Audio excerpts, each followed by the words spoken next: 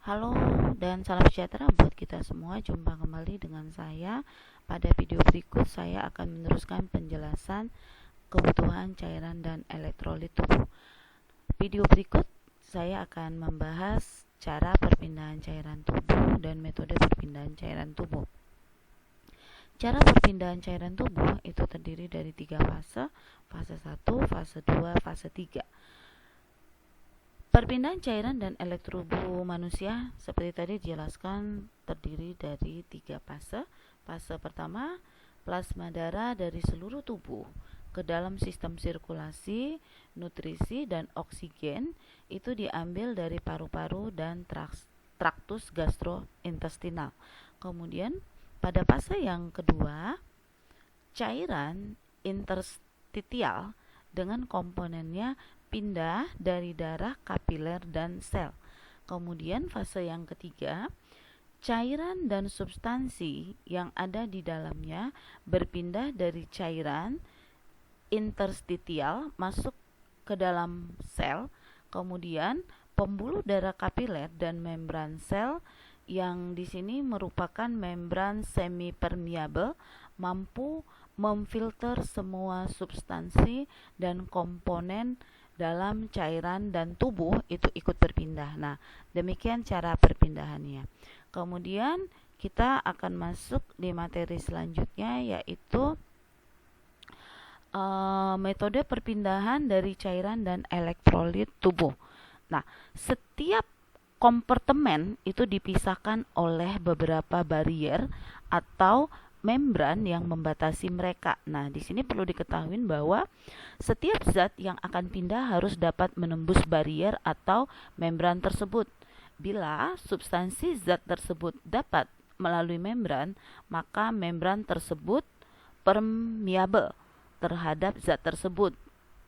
Jika tidak dapat menembusnya, maka membran tersebut tidak permeable untuk substansi tersebut. Nah, membran disebut semi permeable bila beberapa partikel dapat melaluinya, tetapi partikel lain tidak dapat menembusnya. Perpindahan substansi melalui membran ada yang secara pasif atau aktif. Ya, kemudian kalau nanti kita akan bahas di transport aktif itu membutuhkan energi, sedangkan transport pasif tidak membutuhkan energi. Nah, kita akan bahas satu persatu cara metode perpindahannya. Yang pertama itu difusi. Nah, dalam difusi ini merupakan bercampurnya molekul-molekul dalam cairan, gas, atau zat padat secara bebas dan acak. Nah, jadi proses difusi dapat terjadi bila dua zat bercampur dalam sel membran. Dalam tubuh, proses difusi air, elektrolit, dan zat-zat lain terjadi melalui membran kapiler yang permeable. Kecepatan proses difusi bervariasi. Hal ini bergantung pada faktor ukuran molekul, konsentrasi cairan, dan temperatur cairan. Zat dengan molekul yang besar akan bergerak lambat dibanding molekul kecil. Molekul kecil akan lebih mudah berpindah dari larutan dengan konsentrasi tinggi ke larutan dengan konsentrasi rendah.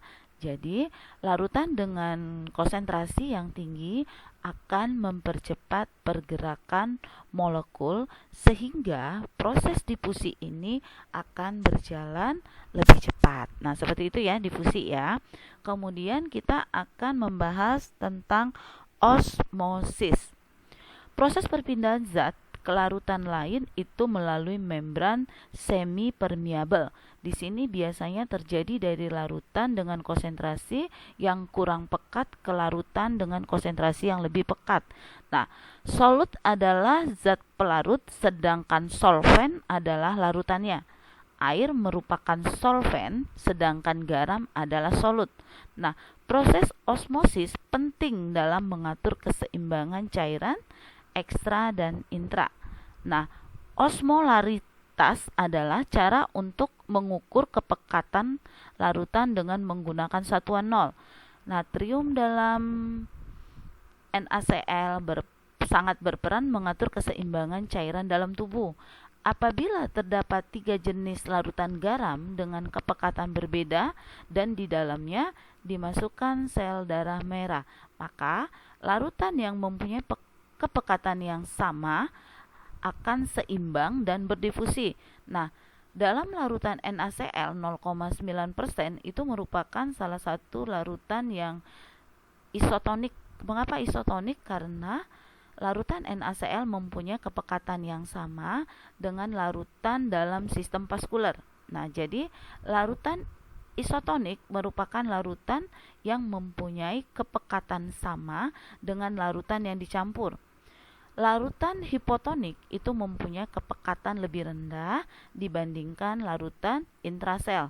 Nah, kemudian pada proses osmosis dapat terjadi perpindahan dari larutan dengan kepekatan rendah ke larutan yang kepekatannya lebih tinggi melalui apa? Melalui membran semi-permeabel, sehingga larutan yang konsentrasi rendah volumenya akan berkurang, sedangkan larutan yang konsentrasi lebih tinggi akan bertambah volumenya, ya. Nah, sekarang kita masuk di transportasi aktif. Transportasi aktif di sini merupakan gerak zat yang berdifusi dan berosmosis. Nah, proses ini biasanya penting untuk mempertahankan natrium dalam cairan intra dan ekstra. Nah, proses pengaturan cairan ini dipengaruhi oleh 2 faktor. Yang pertama itu tekanan cairan. Nah, proses difusi dan osmosis melibatkan adanya tekanan cairan. Nah, proses osmosis juga menggunakan tekanan osmotik. Nah, yang merupakan kemampuan partikel pelarut untuk menarik larutan melalui membran.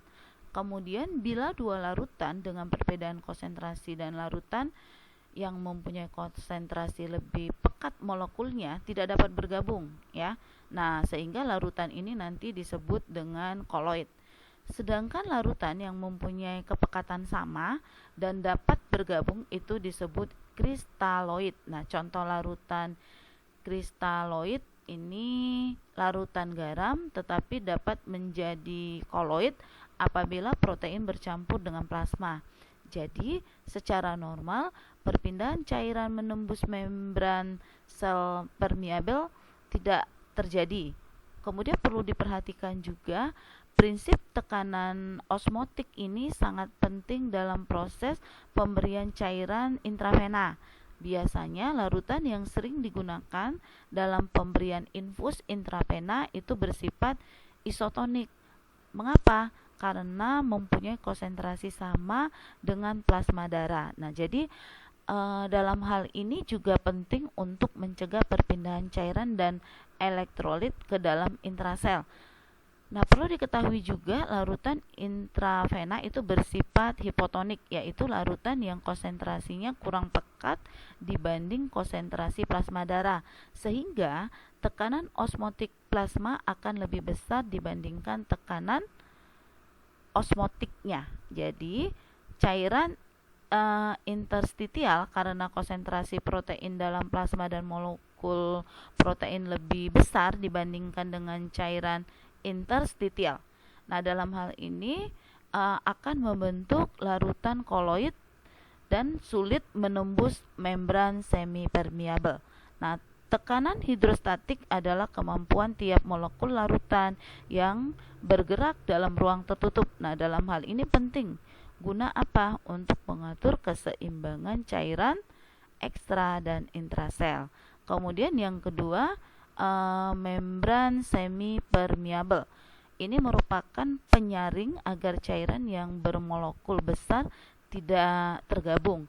Nah, dalam membran semi-permeabel itu terdapat pada dinding kapiler pembuluh darah yang terdapat di seluruh tubuh sehingga molekul dan zat lain tidak berpindah ke jaringan. Oke, cukup sekian video berikut.